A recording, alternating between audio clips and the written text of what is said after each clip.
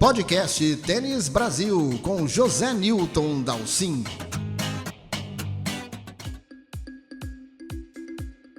Roland Garros está aí batendo as portas e vou dizer para vocês, viu, é um dos meus torneios prediletos do calendário, não só porque a gente aqui no Brasil tem tanta proximidade com o saibro, mas também que temos aquele histórico tão espetacular do Guga Kirten nas quadras de Paris.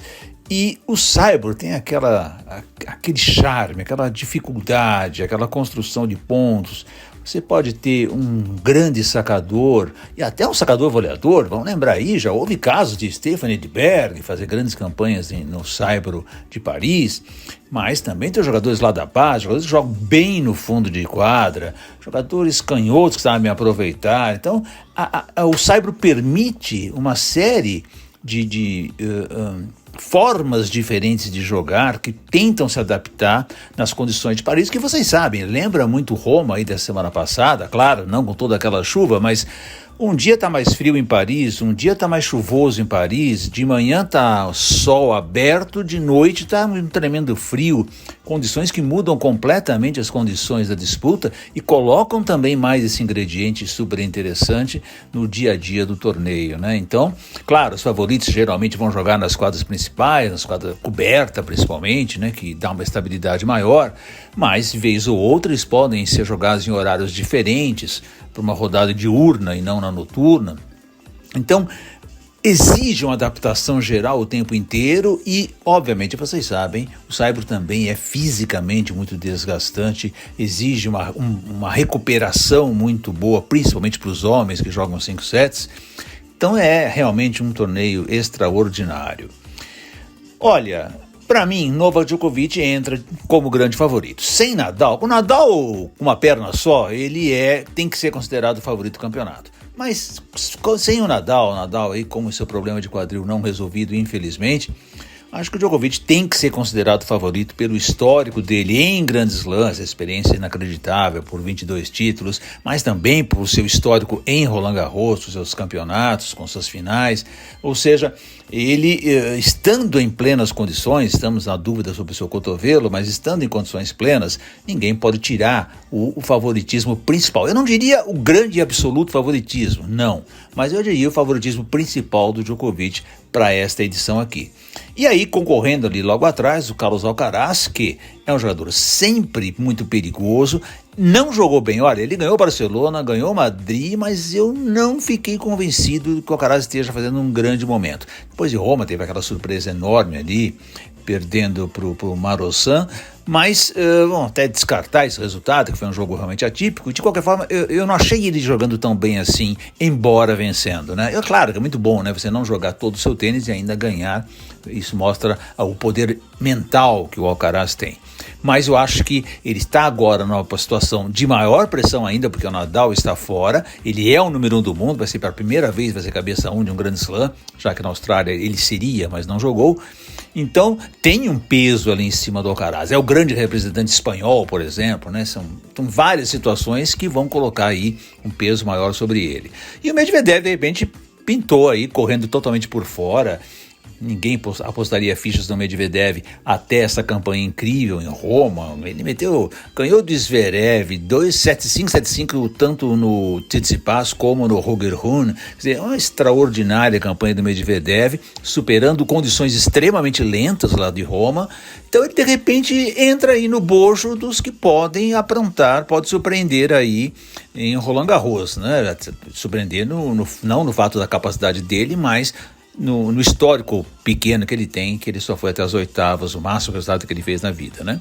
E a gente jamais pode deixar de fora, nessa lista preliminar de grandes candidatos aí, o Casper Ruud, que afinal é o atual finalista de Roland Garros, muito menos Tsitsipas, que também já fez final lá, final que ele chegou a abrir 2-0 em cima do Djokovic. Então são dois outros nomes que também não estão jogando tão bem tênis assim. O Ruud deu uma melhoradinha em Roma, mas ainda não sei se está tão confiável. Tsitsipas também, na verdade, acho que o melhor momento de Tsitsipas na temporada foi justamente Roma.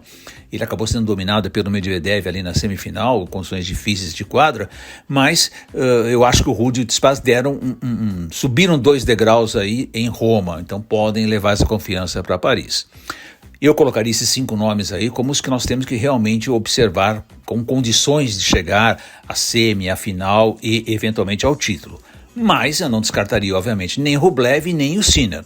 Rublev jogou super bem em Monte Carlo, depois se manteve num padrão razoável, né, de jogar um jogador que treinou a vida inteira na Espanha, sabe muito bem jogar no saibro.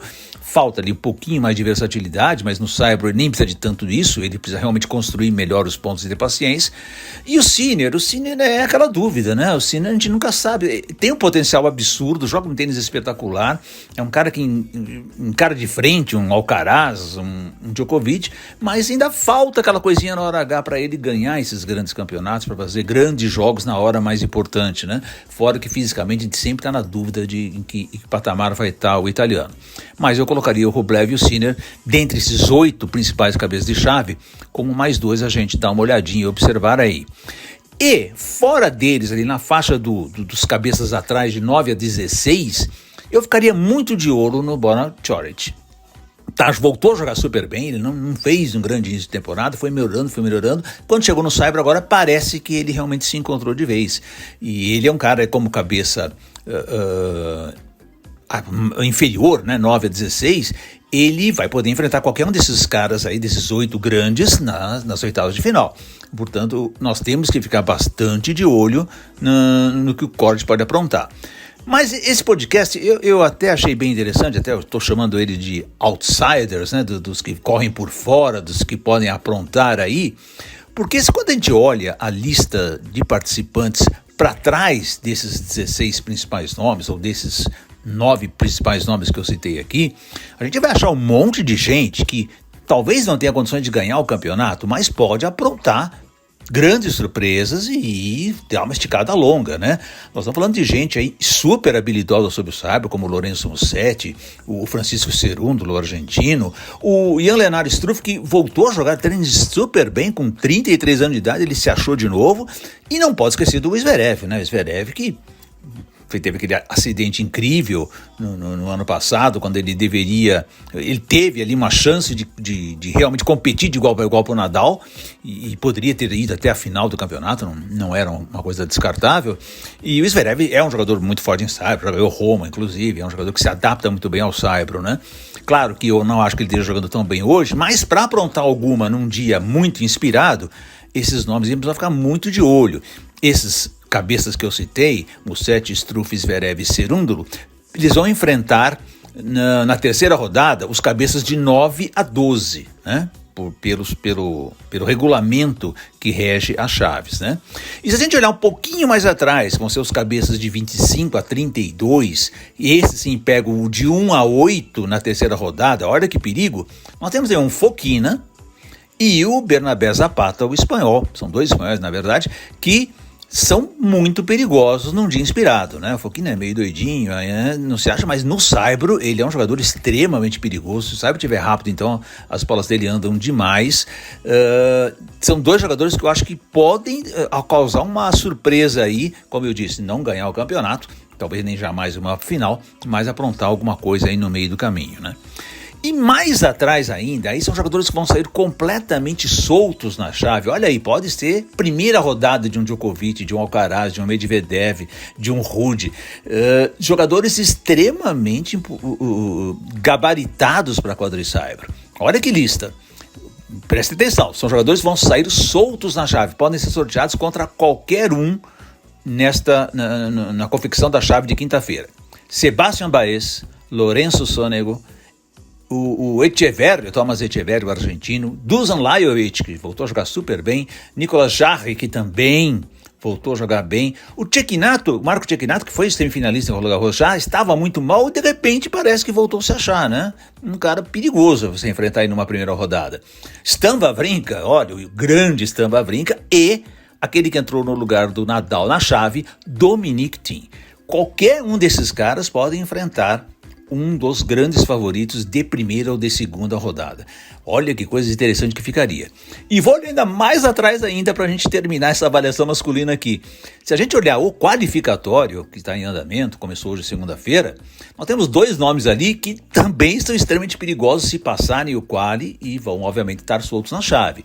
O alemão Yannick Hanfmann, que voltou a jogar um tênis extremamente bem jogado, foi até as quartas lá de Roma, período do Medvedev, mas é um jogador que mostrou qualidade com uma série de resultados muito consistentes, e esse garoto húngaro que deu aquele banho no Alcaraz, que jogou um tênis espetacular contra o Alcaraz, o Fabian Marosan, que também está no quali. Olha, esses caras podem passar e enfrentar qualquer um na primeira rodada. Então esses outsiders aí da chave masculina são muito interessantes, jogadores de enorme potencial, e a gente vai dar uma olhada no que vai acontecer na chave no sorteio quinta-feira, 9 da manhã aqui no Brasil, 14 horas lá em Paris. Do lado feminino, não dá para tirar nenhum favoritismo da Iga Swiatek. Acho que ela é favorita disparada se estiver 100% fisicamente, né?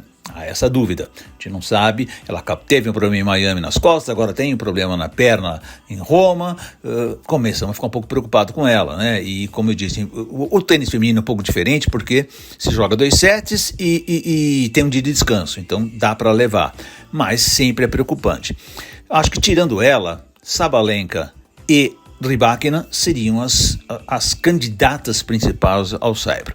Eu gostaria de incluir nessa lista a Ons Jabeur e a Maria Sakkari. No entanto, as duas não conseguiram embalar, né? A Jabeur vem da contusão, recomeçou ali em Charleston, mas não conseguiu uma sequência boa. É uma jogadora extremamente habilidosa, um tênis muito bonito de se ver, adoro ver a tunisiana jogando tênis.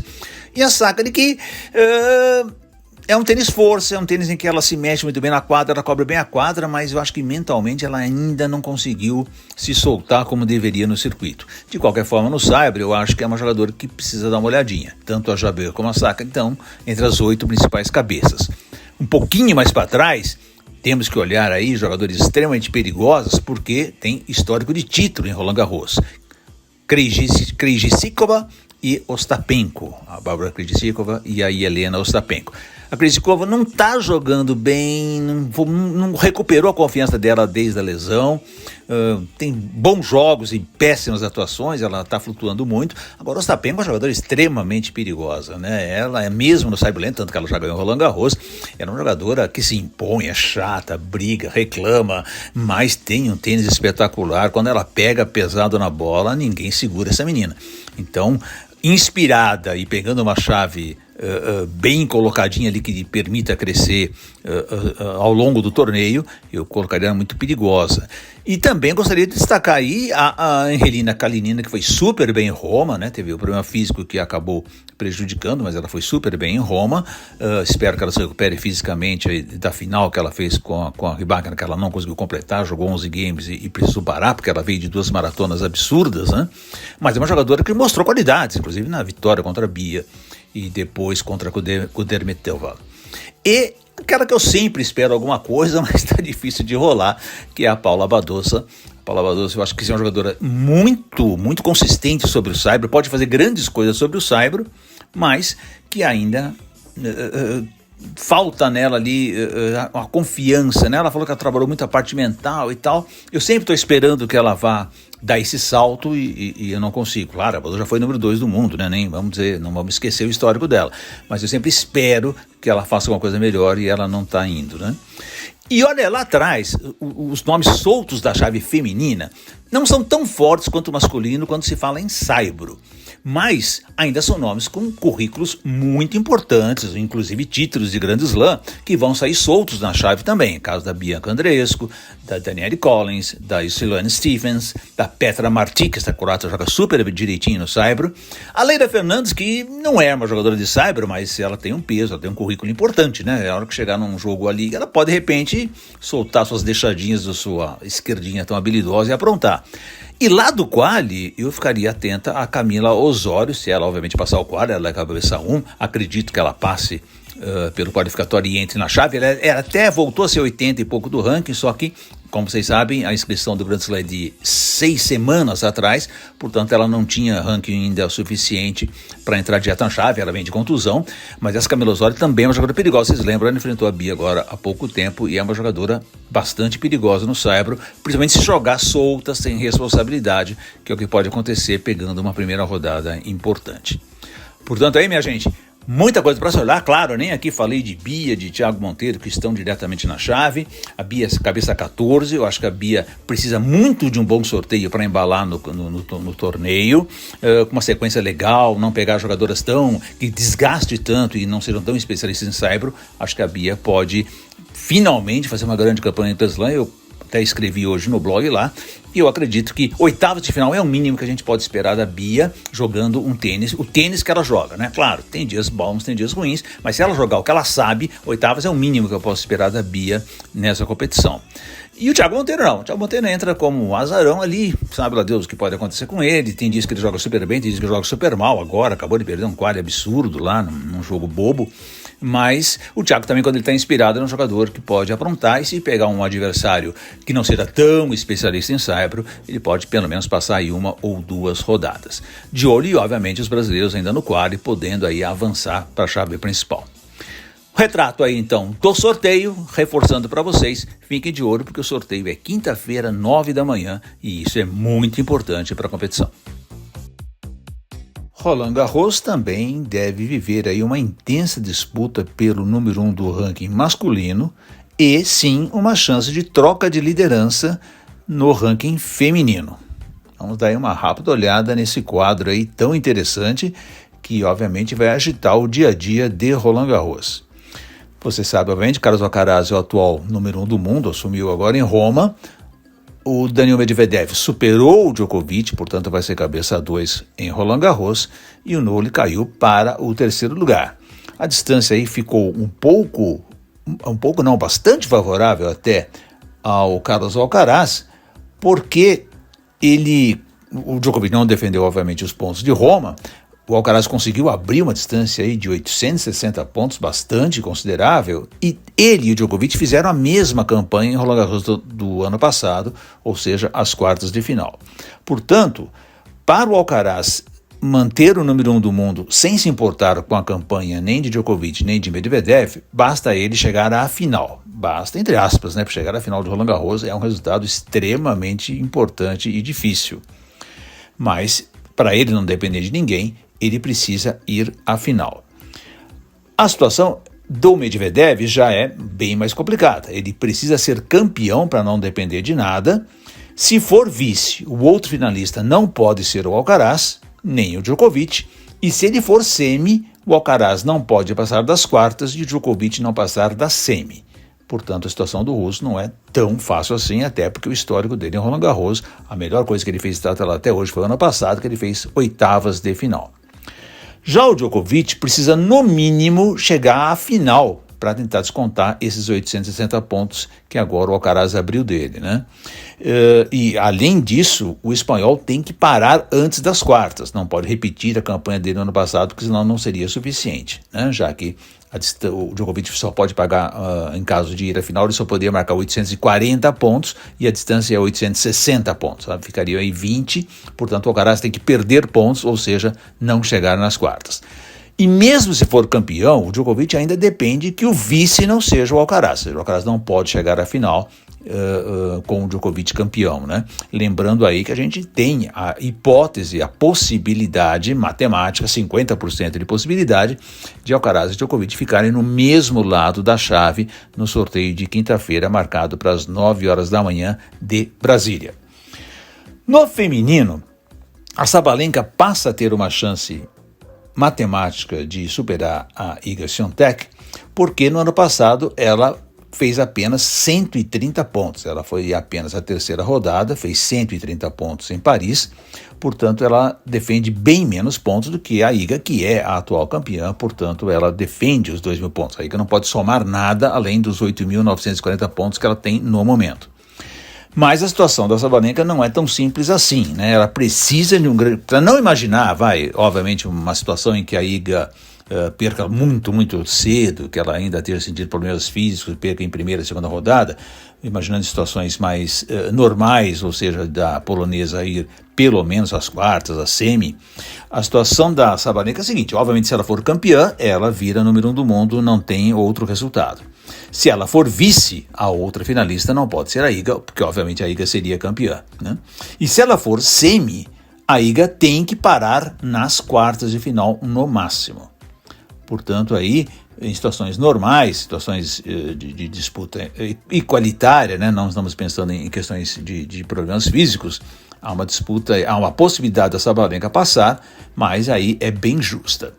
Numericamente, matematicamente, a Elena Rybakina, ao ganhar Roma, subiu para o número 4 do ranking, 5.090 pontos, ela até tem uma chance de ser número 1 do mundo em Roland Garros, mas é muito apertado e é praticamente impossível, porque ela, além de ganhar o campeonato, ela ainda tem que torcer para a Iga perder na primeira rodada. São duas situações muito extremas, né, que daria aí a chance da Kazakh assumir o número 1. Portanto, aí quadros bastante interessantes vão certamente apimentar e fazer todo mundo seguir ainda mais de perto o dia a dia de Roland Garros. Este foi o podcast Tênis Brasil com José Newton Dalcin.